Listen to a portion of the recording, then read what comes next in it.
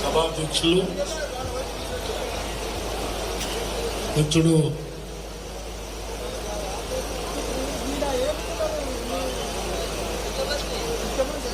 నిత్యానందం గారికి,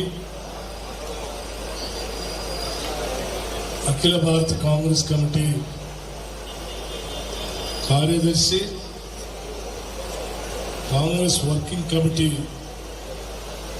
జాతీయ స్థాయిలో అత్యున్నతమైనటువంటి విధానపరమైన నిర్ణయం తీసుకునేటువంటి వర్కింగ్ కమిటీ సభ్యులు, మాజీ శాసనసభ్యులు డాక్టర్ వంశీ చంద్రరెడ్డి గారికి,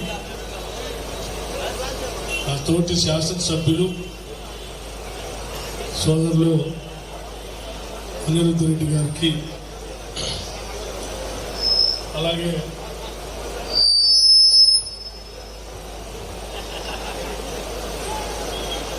అనేక సంవత్సరాలు ఉమ్మడి జిల్లాలో జిల్లా కాంగ్రెస్ కమిటీ అధ్యక్షుడిగా పనిచేసి రాష్ట్ర కాంగ్రెస్ కమిటీకి ఉపాధ్యక్షులుగా ఉన్నటువంటి మిత్రులు ఉబైదుల్లా కొత్వాల్ గారికి,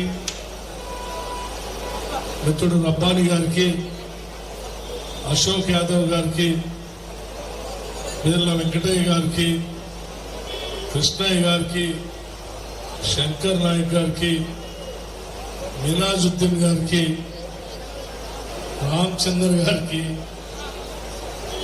అల్వాల్ రెడ్డి గారికి, జహీర్ అఖ్తర్ గారికి, ఇక్కడే ఉన్నారమ్మా, అట్లాగే నరసింహ యాదవ్ గారికి, పుత్తూరు సత్యం గారికి, ఇంకా అనుబంధ సంఘాల చిచ్చా గారికి, అనుబంధ సంఘాల అధ్యక్షులందరికీ, కాంగ్రెస్ పార్టీకి సంబంధించిన ఓబీసీసీఎల్, ఎస్సీసీఎల్, ఎన్ఎస్యుఐ, యూత్ కాంగ్రెస్, మహిళా కాంగ్రెస్, సేవాదల్, అన్ని అనుబంధ సంఘాల అధ్యక్షులకి, వేదిక మీద ఉన్నటువంటి సీనియర్ కాంగ్రెస్ నాయకులందరికీ పేరు పేరున, అట్లాగే ఈ కార్యక్రమానికి పెద్ద ఎత్తున తరలి వచ్చినటువంటి సోదరిమణులారా, పాత్రికేయ మిత్రులారా, మీ అందరికి కూడా ముందుగా నా హృదయపూర్వకమైనటువంటి నమస్కారాలు తెలియజేస్తా ఉన్నాను. జడ్చర్ల శాసనసభ నియోజకవర్గం ఆర్ జడ్చర్ల పట్టణం, ఇది నా సొంత శాసనసభ నియోజకవర్గం లాగానే అనిపిస్తుంది. జడ్చర్ల శాసనసభ నియోజకవర్గం ఎందుకంటే ఇది 1980లో సోదరులు మల్లు అనంతరాములు గారు ఇక్కడ పార్లమెంట్ సభ్యుడిగా పోటీ చేసిన దగ్గర నుంచి నాగర్ కర్నూలు లోక్సభ నియోజకవర్గంలో ఉన్న ఈ జడ్చర్ల శాసనసభ నియోజకవర్గంతో కూడా నాకు సన్నిహిత సంబంధం ఉంది. కాకపోతే 2007లో మాత్రం ఈ శాసనసభ నియోజకవర్గంలో సోదరులు డాక్టర్ మల్లు రవి గారు ఇక్కడ శాసనసభ్యుడిగా పోటీ చేసినప్పుడు నేను 2007 నేను డాక్టర్ వంశీ చంద్రరెడ్డి గారు,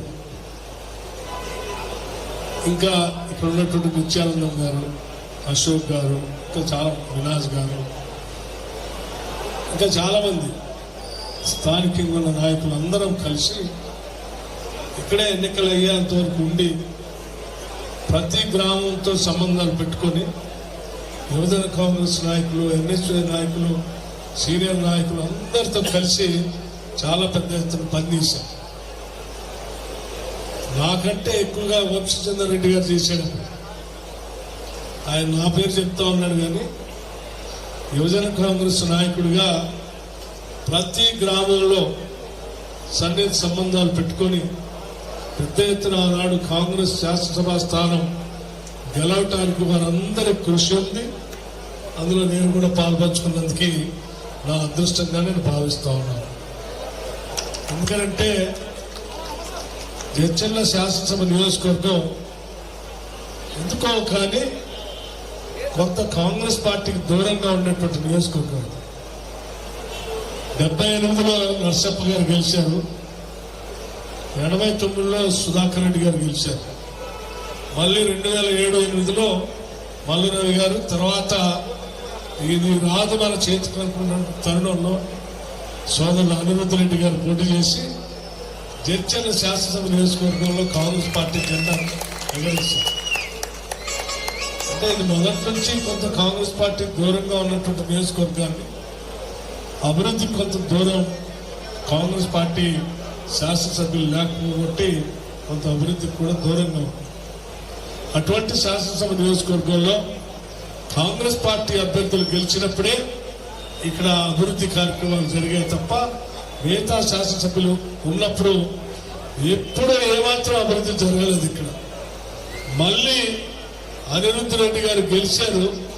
గెలిచిన మరుక్షణం నుంచే జడ్చర్ల శాసనసభ నియోజకవర్గ అభివృద్ధి కోసం ఏమేమి చేయాలన్నటువంటి ఆలోచన మా అందరితో మాట్లాడుతూ సాధ్యమైనంత వరకు ఇక్కడ నిధులు తీసుకొని రావడం కోసం వారు ప్రయత్నం చేస్తా ఉన్నారు.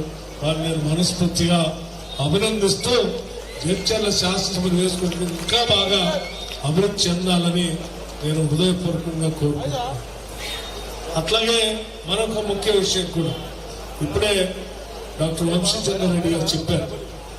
ఇదే జడ్చర్ల పట్టణం నుంచి దేశానికి దశ దిశ నిర్దేశం చేస్తూ ఈ దేశం మతోన్మాద శక్తుల చేతుల్లో పడి రాజకీయంగా ఇబ్బంది పడుతున్నటువంటి ఈ పరిస్థితుల్లో ఈ దేశాన్ని కాపాడటం కోసం కన్యాకుమారి నుంచి కాశ్మీర్ వరకు పాదయాత్ర చేస్తూ కేవలం భారత ప్రజాస్వామ్యాన్ని కాపాడటం కోసం ఈ దేశంలో ఉన్నటువంటి లౌకికవాదాన్ని కాపాడటం కోసం ఆహర్నిశలో పనిచేస్తున్నటువంటి మన ప్రియతమ నాయకుడు రాహుల్ గాంధీ గారు ఈ చర్చలకి ఇక్కడికి వచ్చినప్పుడే ఇక్కడ నుంచే ఆయన మనసులోని మాట ఈ దేశానికి జాతికి వినిపించాడు. అది మామూలు విషయం కాదు. భారతదేశ చరిత్రలో ఒక చారిత్రాత్మకమైనటువంటి విధానపర నిర్ణయాన్ని ఈ చర్చల నడుబడి నుంచి వారు మాట్లాడుతూ ఒక మాట చాలా స్పష్టంగా చెప్పారు. ఈ దేశంలో ఉన్నటువంటి సంపద, ఈ దేశంలో ఉన్నటువంటి వనరులు కొద్దిమంది చేతుల్లోకి పోతా ఉన్నాయి. అటువంటి సంపదని వనరుల్ని ఈ దేశంలో అత్యధిక శాతంగా ఉన్నటువంటి బలహీన వర్గాలకు కూడా అందించాలి. అందించకపోతే చాలా నష్టం జరుగుతుందని చెప్పి ఆ బలహీన వర్గాల కోసం కుల గణన జరగాలి. అది జరిగితే ఈ రాష్ట్రంలోనే కాదు దేశంలో ఉన్న సంపదంతా ఆ లెక్కల ప్రకారం పంచడానికి అవకాశం ఉంటుంది. ఆ పంచే కార్యక్రమానికి దేశంలో ముందుగా కులగణన జరగాలని చెప్పి గొంతెత్తి దేశవ్యాప్తంగా మాట్లాడుతూ జడ్చర్ల పట్టణంలో ఒక మాట చెప్పారు. ఇప్పుడు జరిగే ఎన్నికలు దేశ ఎన్నికల కంటే ముందు ఈ రాష్ట్రంలో ఎన్నికలు జరుగుతూ ఉన్నాయి. మా ప్రభుత్వం రాగానే దేశంలో జరిగేటువంటి కుల గణనని మొట్టమొదటిగా తెలంగాణ రాష్ట్రం నుంచే మొదలు పెడతామని చెప్పి ఈ జడ్చర్ల పట్టణం చెప్పారు.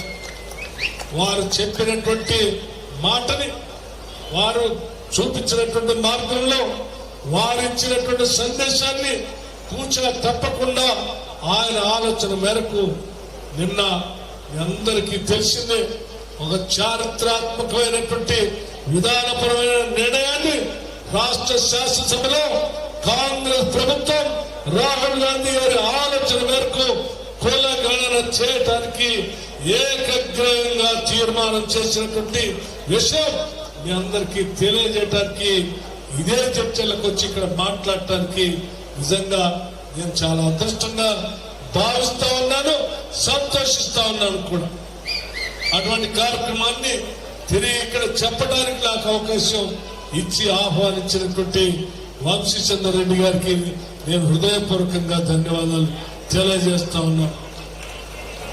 అట్లాగే సోదరులారా, మీ అందరికీ తెలియదు కాదు, దశాబ్ద కాలం ఈ రాష్ట్రంలో పాలన చేసినటువంటి టిఆర్ఎస్ పార్టీ కొట్లాడి తెచ్చుకున్న తెలంగాణ రాష్ట్ర నిధుల్ని, రావాల్సిన నీళ్ళని ఎంత అన్యాయం చేసిందో మీకు తెలియదు కాదు.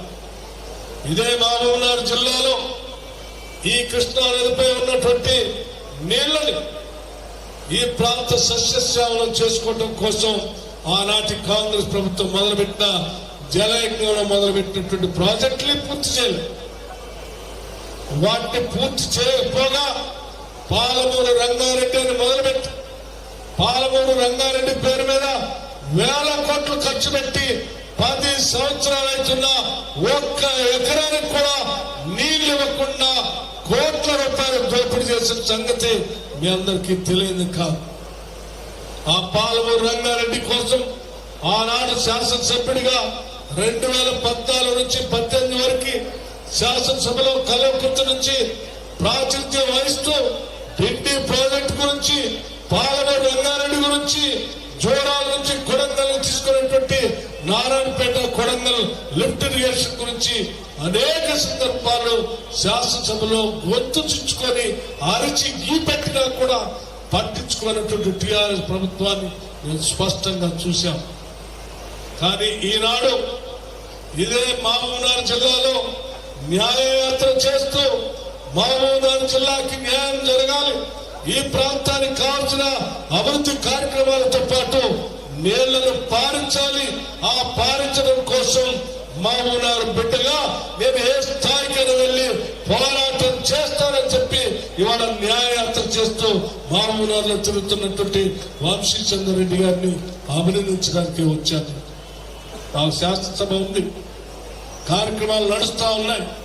కానీ మహబూబ్నగర్ కోసం, మహబూబ్నగర్ ప్రజల కోసం ఈ రోజు పెద్ద ఎత్తున అనేక అవకాశాలు ఉన్నప్పటికీ, రకరకాలైన అవకాశాలు ఉన్నప్పటికీ, పార్లమెంట్ పోవడానికి రాజ్యసభ లాంటి స్థానాలు ఉన్నప్పటికీ కూడా వదులుకొని కాదు కూడదు, నేను ప్రజల మధ్యన ఉంటాను, ప్రజల కోసం పోరాటం చేస్తాను, నా మహబూబ్నగర్ బిడ్డల కోసం, వాళ్ళకి నీళ్లు తేవడం కోసం వాళ్ళ మధ్యనే తిరుగుతా అని చెప్పి ఇక్కడికి వచ్చి న్యాయయాత్ర చేస్తున్నటువంటి వంశీచంద్ర రెడ్డిని నేను మనస్ఫూర్తిగా అభినందిస్తా ఉన్నాను.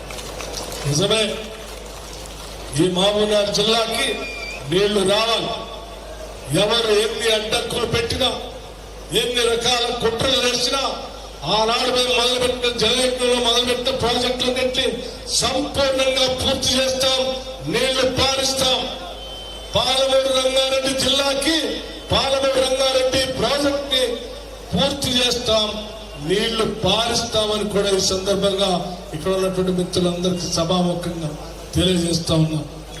సోదరులు ఇప్పుడే చెప్పారు, 1,40,000 ఎకరాలు నీళ్లు అందించేటువంటి బాధ్యత వీళ్ళిద్దరు తీసుకుంటారని చెప్పారు.